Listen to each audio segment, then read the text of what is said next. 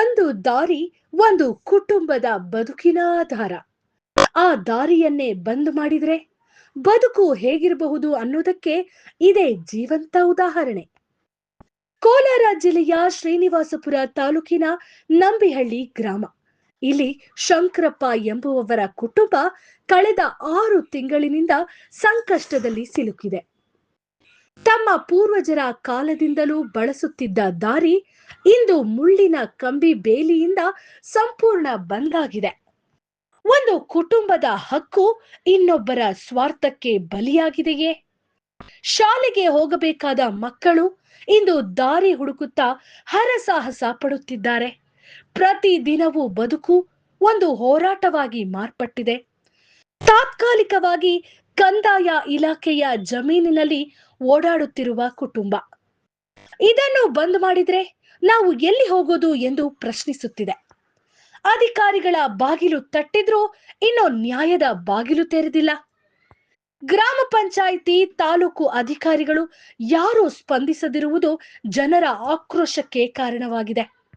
ಸ್ಥಳಕ್ಕೆ ಭೇಟಿ ನೀಡಿದ ನವ ಕರ್ನಾಟಕ ಸ್ವಾಭಿಮಾನ ವೇದಿಕೆಯ ರಾಜ್ಯ ಪ್ರಧಾನ ಕಾರ್ಯದರ್ಶಿ ಸಾದಿಕ್ ಅಹಮದ್ ತಕ್ಷಣ ಸಮಸ್ಯೆ ಬಗೆಹರಿಸಬೇಕು ಎಂದು ಆಗ್ರಹಿಸಿದ್ದಾರೆ.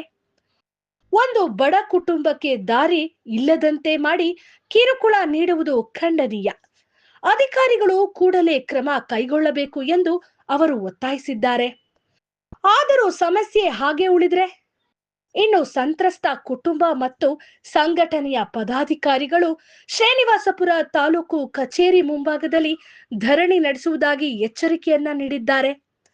ಇದು ಕೇವಲ ಒಂದು ಕುಟುಂಬದ ಕಥೆಯಲ್ಲ, ಇದು ಗ್ರಾಮೀಣ ವ್ಯವಸ್ಥೆಯ ಕನ್ನಡಿ. ಈ ಅನ್ಯಾಯಕ್ಕೆ ಕೊನೆ ಯಾವಾಗ? ಈ ಕುಟುಂಬಕ್ಕೆ ನ್ಯಾಯ ಯಾವಾಗ?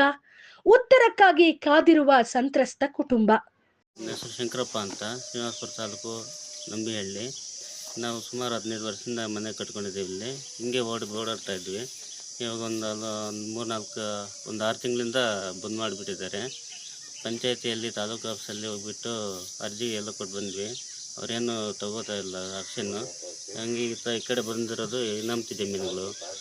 ಈ ಕಡೆ ಅವ್ರು ದಾರಿ ಬಿಡ್ತಾ ಇಲ್ಲ. ಅವನ್ನೇನು ಇದು ಮಾಡಿಕೊಂಡು ಹೋಗಿ ಬರ್ತಾಯಿದ್ವಿ. ಇವಾಗ ನಮ್ಗೆ ಅನಾನುಕೂಲ ಆಗಿದೆ, ಮಕ್ಕಳಿಗೆ ಎಲ್ಲ ತೊಂದರೆ ಆಗ್ತಾಯಿದೆ.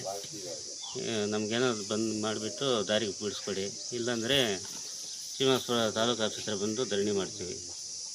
ಯಾರಣ್ಣ ದಾರಿ ಬಂದ್ ಮಾಡಿರೋಂಥದ್ದು? ಸರ್ ಇವರೇ ಸರ್, ನಮ್ಮ ಇವರು ರಾಮಕೃಷ್ಣಪ್ಪ ಅವರ ಮಕ್ಕಳು ಮತ್ತು ನಾರಾಯಣಸ್ವಾಮಿ ಅವರು. ಕೇಳಿದ್ರೆ ನೀವು ಯಾಕೆ ಬಂದ್ ಮಾಡಿದ್ದೀರ ಅಂತ? ಹೇಳಿದ್ವಿ, ನಮ್ಮ ಜಮೀನು ಅಂತ ಅವ್ರ ನಾವು ಬಿಡಲ್ಲ, ನಮ್ಮ ಜಮೀನಲ್ಲಿ ಹೆಂಗೆ ಹೋಗ್ತಾರೆ ಹೋಗಿ, ನಾವು ಬಿಡಲ್ಲ ಅಂತ ಮುಳ್ಕಂಬಿ ಆಗಿಬಿಟ್ಟು ಆ ಮುಳ್ಕಂಬಿಯಲ್ಲಿ ದೂರ ಹೋಗ್ತಾಯಿದ್ರು ಮಕ್ಕಳು. ಕರೆಕ್ಟಾಗಿ ಎಕ್ಸಾಮ್ ಟೈಮಲ್ಲಿ JCB ತಂದು ಗುಣಿ ತೋರಿಸ್ಬಿಟ್ಟು ಚಿಪ್ಪೆಗೆ ಆಗಿದ್ದಾರೆ. ಹೋಗಿದ್ದೀರ ಮಕ್ಕಳು ಹೋಗಿದ್ದೀರ, ನಾವು ದಾರಿ ಹೋಗೋದಂಗೆ, ನಾವು ಇರೋದಂಗೆ, ವಾಸ ಮಾಡೋದಂಗೆ, ಇಲ್ಲಿ ನಮ್ಮ ಪರಿಸ್ಥಿತಿ ಏನಿಲ್ಲ. ಏನು ನೀವು ಜಮೀನು ಇದನ್ನು ಖರೀದಿ ಮಾಡಿರುವಂಥದ್ದ ಏನಣ್ಣ ನೀವು? ಇದು ನಮ್ಮದು ತಾತ ಅವರು ಇದ್ದಾಗ ಕೊಟ್ಟಿರೋದು. ಮೊದಲಿಂದ ದಾರಿಯಲ್ಲಿ ಇದಕ್ಕೆ ಮೊದಲಿಂದ ಹಿಂಗೆ ಹೋಗಿ ಬರ್ತಾಯಿದ್ದು, ದಾರಿಯೆಲ್ಲ ಹಿಂಗೆ ಹೋಗಿ ಬರ್ತಾಯಿದ್ದು. ಇವಾಗ ಕೆಲ ದಿನಗಳಿಂದ ನಮ್ಮ ಬಿಡಲ್ಲ ಅಂದ್ಬಿಟ್ಟು ಮುಳ್ಕಂಬಿ ಆಗಿಬಿಟ್ಟು ತುಂಬ ತೊಂದರೆ ಕೊಡ್ತಾಯಿದ್ದಾರೆ. ತಾಲೂಕು ನಂಬಿಹಳ್ಳಿ ಗ್ರಾಮ. ನಮಗೆ ದಾರಿ ಇಲ್ಲ. ನಾವು ಫಸ್ಟು ಇಲ್ಲಿ ಮನೆ ಕಟ್ಟಿದಾಗದಿಂದ ಹಿಂಗೆ ಹೋಗಿ ಬರ್ತಾಯಿದ್ದಿದ್ದು. ಇವಾಗ ಮುಳ್ಕಂಬಿ ಹಾಕ್ಬಿಟ್ಟು ದಾರಿ ಇಲ್ದಿರ ಮಾಡಿಬಿಟ್ಟು ದಾರಿ ಬಿಡ್ರಿ ಅಂತ ಕೇಳಿದ್ದಕ್ಕೋಸ್ಕರ JCB ತಂದು ಗುಣಿ ಹೊಡೆದ್ಬಿಟ್ಟು ಅಲ್ಲಿ ತಿಪ್ಪೆ ಹಾಕ್ತಾಯಿದ್ದಾರೆ. ಅದಕ್ಕೆ ನಮ್ಮ ಮಕ್ಳಿಗೂ ನಮಗೂ ಜಾಸ್ತಿ ತೊಂದರೆ ಆಗಿದೆ. ನಾವು PDOಗೆಲ್ಲ ಅರ್ಜಿ ಕೊಟ್ಟಿದ್ವಿ. ಅರ್ಜಿ ಕೊಟ್ಬಿಟ್ಟು ಒಂದು 6 ತಿಂಗಳಾಗಿದೆ, 6 ತಿಂಗಳು 7 ತಿಂಗಳು. ಆದರೂ ಹೋಗಿ ಕೇಳಿದ್ರೆ ಅವ್ರಿಗೆ ಫೋನ್ ಮಾಡ್ತೀನಿ, ಇವ್ರಿಗೆ ಫೋನ್ ಮಾಡ್ತೀನಿ, ಅವರನ್ನು ಕೇಳ್ತೀನಿ, ಇವರನ್ನು ಕೇಳ್ತೀನಿ ಅಂತ ಯಾವುದೋ ಒಂದು ಮಾತು ಹೇಳ್ಬಿಟ್ಟು ನಮ್ಮನ್ನು ಕಳಿಸ್ಬಿಡ್ತಾ ಇದ್ದಾರೆ. ನಮಗೇನು ಮಾಡಿಕೊಡ್ತಾ ಇಲ್ಲ PDO. ಹಂಗಂತ ನಮಗೆ ದಾರಿ ಬಿಡಿಸ್ಬೇಕು ಅಂತ, ದಾರಿ ಮಾಡಿಕೊಡ್ಬೇಕು ಅಂತ ನಿಮ್ಮನ್ನು ಕೇಳ್ಕೊಳ್ತಾ ಇದ್ದೀವಿ. ನಮಗೆ ದಾರಿ ಇಲ್ಲ ಅಂದರೆ ನಾವು ಹೆಂಗೆ ಇಲ್ಲಿ ಜೀವನ ಮಾಡೋದು? ಏನಕ್ಕೆ ನಾವು ಇರೋದು? ನಾವು ಬಂದು ಶ್ರೀನಿವಾಸಪುರದಲ್ಲಿ ಬಂದು ತಾಲೂಕು ಆಫೀಸ್ ಹತ್ರ ಧರಣಿ ಮಾಡ್ತೀವಿ. ನಮಸ್ಕಾರ, ನನ್ನ ಹೆಸರು ಸಾದಿಕ್ ಅಹಮದ್ ಅಂತ. ನಾವು ಕರ್ನಾಟಕ ಸ್ವಾಭಿಮಾನ ವೇದಿಕೆ ರಾಜ್ಯ ಪ್ರಧಾನ ಕಾರ್ಯದರ್ಶಿ. ಆದರೆ ಇಲ್ಲಿ ಶಂಕರಪ್ಪನವರು ನಮಗೆ ಸ್ವಲ್ಪ ಚಿರಪರಿಚಿತರು. ಇಲ್ಲಿ ಬಂದಾಗ ಇವರು ಒಂದು ಸಮಸ್ಯೆ ನಮ್ಮ ಸಂಘಟನೆ ಕಡೆಗೆ ನೀವು ಏನಾದರೂ ಮಾಡಿ ನಮಗೆ ಸೌಲಭ್ಯ ಕಲ್ಪಿಸಿಕೊಡ್ಬೇಕಂತ ನಮ್ಮ ಸಂಘಟನೆ ಮೇಲೆ ಹೇಳಿದರು. ಅದೇ ರೀತಿಯಲ್ಲಿ ಇಲ್ಲಿ ಬಂದು ನೋಡಿದಾಗ ಶ್ರೀನಿವಾಸಪುರ ತಾಲೂಕು ನಂಬಿಹಳ್ಳಿ ಗ್ರಾಮದಲ್ಲಿ ಇವರು ಏನು ಮನೆ ಕಟ್ಟಿದ್ದಾರೆ, ಈ ಮನೆ ಪಕ್ಕದಲ್ಲಿ ಬಲಗೈ ಕಡೆ ಕಂದಾಯ ಜಮೀನಿದೆ. ಆದರೆ ಇವರು ಹೋಗೋ ಬರೋ ದಾರಿ ಮೊದಲೇನಿತ್ತು, ಆ ದಾರಿ ಗ್ರಾಮ ಠಾಣದ್ದು.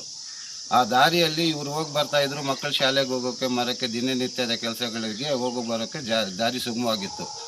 ಆದರೆ ಇದನ್ನು ಕೆಲವರು ಇದನ್ನು ಫೆನ್ಸಿಂಗ್ ಹಾಕಿ ಇದು ಏನಿದು ಗುಣಿ ಆಗಿದ್ದು ಇದನ್ನು ತಿಪ್ಪೆ ಮಾಡಿದ್ದಾರೆ.